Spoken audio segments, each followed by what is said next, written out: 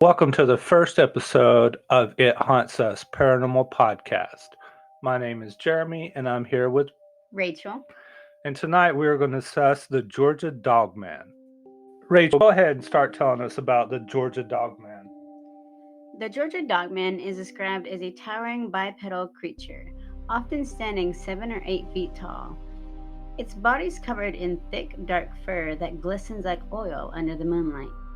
Witnesses say it moves with unnerving grace, able to walk upright like a man or drop to all fours in an instant.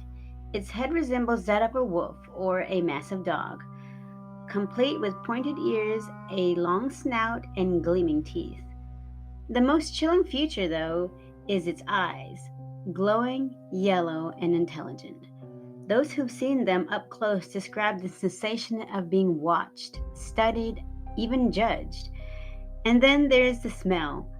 Accounts described an overwhelming odor of wet dog, decay, and something old, something primal. All right, with that description, it sounds like either it could be a Bigfoot or a traditional werewolf. What sets the Georgia Dogman apart from Bigfoot and the traditional horror movie werewolf? So, with the Bigfoot difference, the height, obviously, the height is described as 6 to 8 feet upright and canine head with pointed ears and an elongated snout, often described dark and shaggy with glowing yellow eyes. The smell is dog like, wet dog, and Bigfoot smells often as decaying, rotting flesh. It can also go on from all fours to walking abroad. So, a question about that. With the Bigfoot, the decaying flesh, where do you think that smell comes from? Do you think Bigfoot's like a dog that rolls around in rotting meat to establish a scent dominance? I think Bigfoot scent comes from key factors of the habitat, lack of hygiene, as funny as that may seem, and just the sweat, the sweaty, the odor, and whatever they do eat, I'm sure it does. They do catch the scent of what they kill and eat. Now, I know in North Georgia, we've had reports, and as well in the swampy areas of South Georgia. These areas in North Georgia are known to have black bear, wild hog, coyotes, and feral dogs. South Georgia has all of those minus the black bear. Is it possible that instead of seeing the Georgia Dogman, they're misidentifying a black bear, a coyote that's on all four? What are your thoughts? So I don't believe coyotes would have that distinctive smell. Now, the black bears, I have been face to face with a bear, and I have no recollection of it smelling stinky at all. I was just very terrified of the fact I was in front of a bear. And I get that maybe if you're not up close, and you're scared, your mind can play tricks on you. You can, think you can see something when really you saw just, a bear, as you said, or just a regular average dog. But the the differentiation is the stories are very similar. People are describing, the wolf-like hybrid, the Bigfoot. I think that their stories are kind of on point. They're the same. So I don't think people are misunderstanding or not seeing the correct thing. I'm going to step in and say that we did have an encounter of our own. We were driving around at night. It was close to midnight in a Tesla. The drive before we witnessed the Georgia Dogman, we were having camera malfunctions.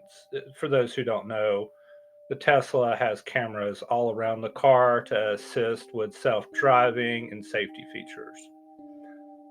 For 30 minutes before we encountered it, all the cameras on one side of the car went out, and then the other side of the car went out. When we did see the Dogman, we seen it at a a place that we know very well, and it stood about 7 to 8 feet tall, and we only seen it for what, 5-10 seconds, it, and it just vanished. The next day, went back to the area and noticed a huge disturbance in the kudzu. You could tell something huge was there and laid down the kudzu and laid down the foliage. Uh, what are your thoughts on that? So I remember that night very well. And one thing that I have in common with these reports, sightings of this creature, is the eyes, the distinctive round yellow eyes. Uh, that to me was very, very haunting.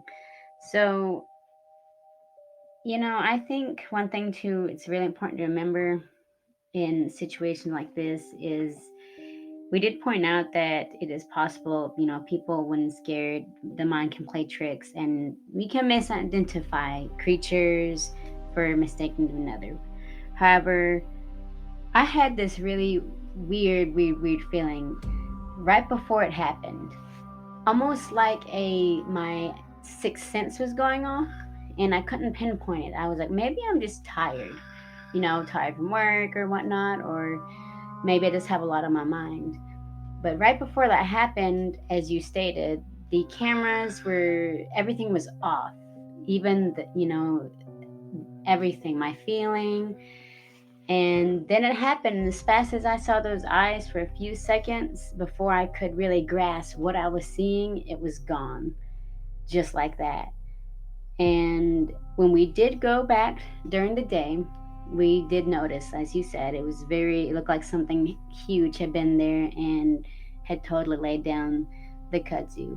So my thought is, okay, why now? Why, what's so different? I'm trying to think in my mind, the weather, okay, it was cold and it was hot, and my mind is trying to rationally explain the timing of this. And I have yet to draw the conclusion. I am just, I guess, another witness that can just hardly summon up what I saw and explain it rationally when I know deep down it can't be rationally explained. Yeah, and to put things in perspective, the weather phenomenon we had, it was extremely cold. We're in North Georgia. It was in the 30s for a few days, and then the temperature increased and we had storms coming in. Something to think about: the environmental factors, maybe forced migration out of where it traditionally sets into new areas, but also a more paranormal approach. Did we see it because of environmental factors? Did we see it because we're doing a paranormal website that also lists cryptids and we're looking for it? What are your thoughts on that? So, even in my younger age, when I was a child slash teenage years, I would always be listening to other podcasts and, you know, um, documentaries on creatures like the Dogman. And I have never had or never experienced anything like this. So, my theory is it just, the weather might have pushed it out. It was just its time to make an appearance. I think that this will definitely not be the last time we see it. I have a feeling we will see it again. When, I don't know, but I know the feeling I had before we saw it. So I'm going to say that when I get that feeling again, I'm almost 100% positive we will be encountering it, and maybe then we can have a better understanding of it. And Looking at some of the reports with other witnesses, there has been a lot of discussion of, low light exaggeration for sizes, which is something with our case, there was a tree stump and we could gauge the height based on environmental settings. Plus, we went back the next day in the daylight to see it. What do you think about a lot of the other cases of people driving around, seeing the glowing yellow eyes for a few seconds and disappearing? Could it be horses on the side of the road, deer? So I have seen horses at night. My grandmother had a farm, and of course, as a child, I'd go out and play with the horses. I have never ever seen horses with glowing eyes, especially yellow eyes for that matter. So I really seriously doubt that it was a known animal, even a coyote. Their eyes were not yellow. They would be reflecting, but not entirely circular and yellow. Georgia Dogman that I think we need to dive into is the indigenous Cherokee lore. A lot of the natives or indigenous people in North Georgia, especially the Cherokee tribe, believed in wolf like spirits or land guardians. That has been steeped in their tradition, and a lot of the indigenous people across America has earth-based, water-based spirit guardians. What's your take on that and the tradition of the Wolfman? So, for folklore with the Native Americans, yes, they do believe they are powerful spirits, and obviously they have their beliefs about that. If they are spirits, then my question would be, why is it that non-Native Americans are witnessing these um, these spirits? And my thought is, a spirit would be, it's like, I don't know, imagining a spirit in a form, like a form you can see, smell, touch, is rather baffling to me. Um, and that's not hating on their beliefs. I think it's actually quite fascinating, the thought of them, saying their spirits walking among us. We, it's really a hard concept to grasp sometimes, in my opinion. Uh, my question, and I'm sure most of the critics are going to say, if there is a Georgia Dogman, which follows the traditional werewolf sightings, why have we not found a dead body? Why have we not found bones? Why hasn't some trucker ran over one? And we have proof. So when an animal goes to die, they will seek out specific places to die, is often what is, I've read when an animal's already died. Just like when your house pet dies, they will go find a place, they'll disappear, and they'll die. My theory is they find places and just die, so, but they do it in so to where they're not discovered on purpose. But what about the accidental deaths, like getting hit by a car? That's the thing. All these incidents of whether it's Bigfoot or the Dogman, people have claimed to hit them. It leaves damages to their vehicles or whatnot, but they never kill it, no matter how hard they hit it. And if you hit a bear, you kill it, right? You find its body. You hit a deer, it's the same thing. But a pattern in all these sightings are they hit it but never kill it. It walks up, gets up, and walks away, and leaving the victim in a very terrifying state. So, and my theory is, if you are a cryptid, you're not going to be easily found. That's the point. You're going to have to dig and dig and dig until you do find that. And I just think that many people want to know about the Dogman, want to know about Bigfoot, but don't actually really want to find it. One thing about the area that we had the sightings, and talking about death and carcass, this area, if you look at a 5 mile radius from our sighting, you will see dead animals sitting on the side of the road for over a week, where you're carrying creatures that normally eat, like, for example, a deer. You're going to have possums, you're going to have buzzards and whatnot eating on the dead deer. We're not seeing that much in this area. Any thoughts on that? So, as we all are familiar with the circle of life, when one animal dies, it becomes one with the earth. What the animals or scavengers don't come and pick off what is left, the bones, the fur, teeth, all of it, it just becomes a part of the earth. Or if you want to think about it in the spiritual aspect, since it is a spirit, as it appears, it disappears. So what the animals, scavengers don't eat of it, my theory is the earth takes it back. It goes back to the spirit world to be reborn into another form, honoring the Native American folklore of it. Let's talk about haunts.us website real quick. We're trying to build a cryptid and haunted location database.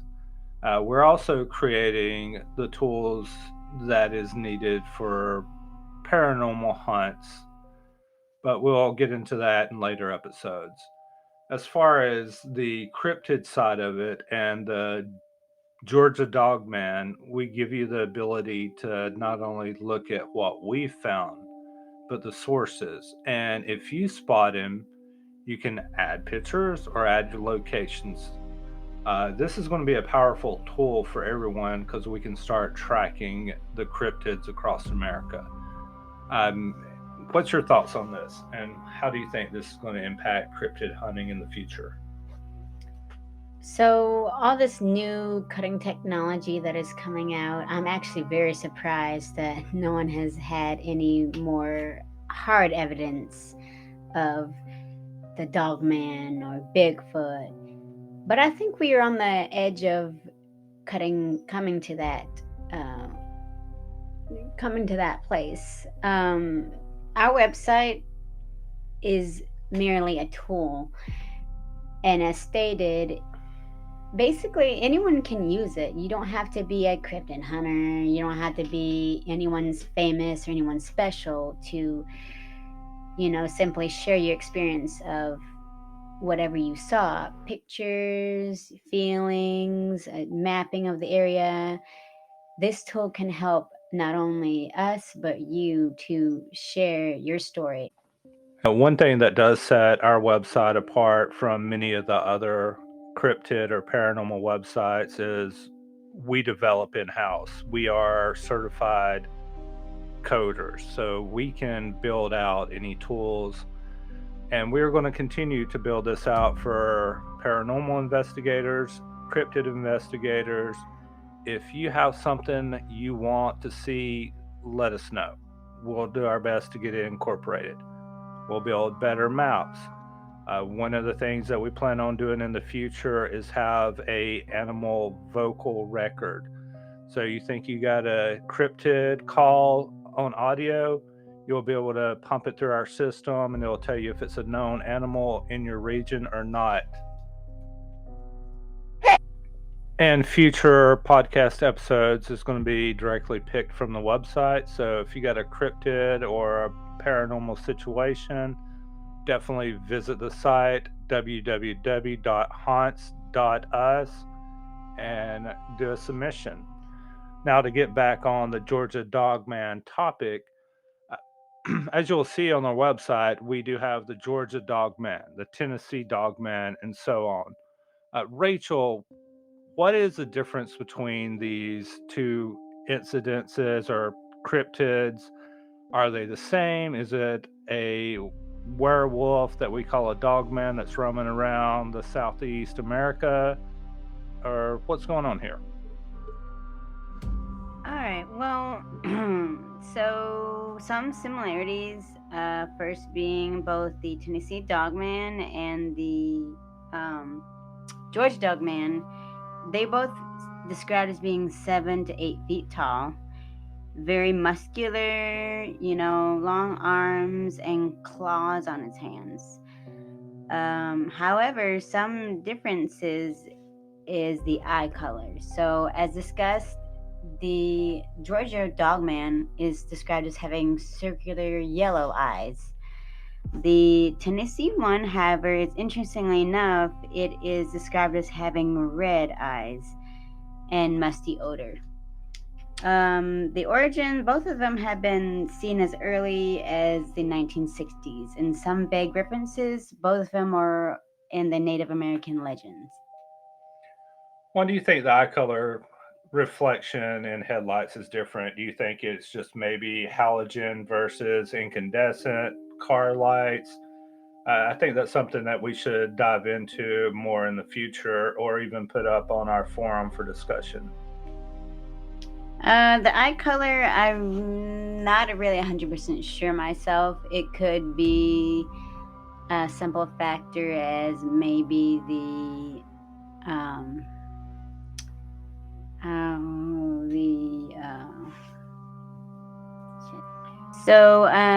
they're both described as canine-like cryptids with a man's torso, similar to the Dogman. But keep in mind, this one is a Tennessee Dogman. Um, Sensory details: sightings are often accompanied by foul, rotting smell and a loud, eerie howls that instills dread and frightens other animals. So the associated locations: the land between the lakes, also known as LBL, in the western part of Tennessee and Kentucky, as well as northeast Tennessee, particularly around Shady Valley. Now, you were talking about the eye color difference. The Tennessee Dogman has red, the Georgia Dogman has yellow eyes. Could it be a difference between what type of headlights the car has? LED, halogen, incandescent. What's your thoughts on that? Well, I sometimes can think that the eye colors, it could be one, the witness of it, as stated before, when scared or frightened, we may not see things as it appears. Many stories go around saying one witness claims in Kentucky that the creature having yellow reflective eyes. Another one in Michigan has saying there was one that had blue or ember eyes. So that can be really hard to say. It could be the diet, it could be the nature around it, or it could just be simple as genetics. That's strange that you bring it up, the different locations, because after listening to other podcasts, doing more research, and there's documentaries out, especially on the LBL.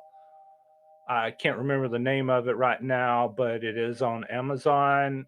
We will post it in the show notes so you can look at it. Very good documentary. Uh, and a lot of them discuss the Dogman versus Bigfoot. They tend to separate. So if you see a Dogman in one area, you won't see Bigfoot. Wherever you see Bigfoot, you typically don't see a Dogman.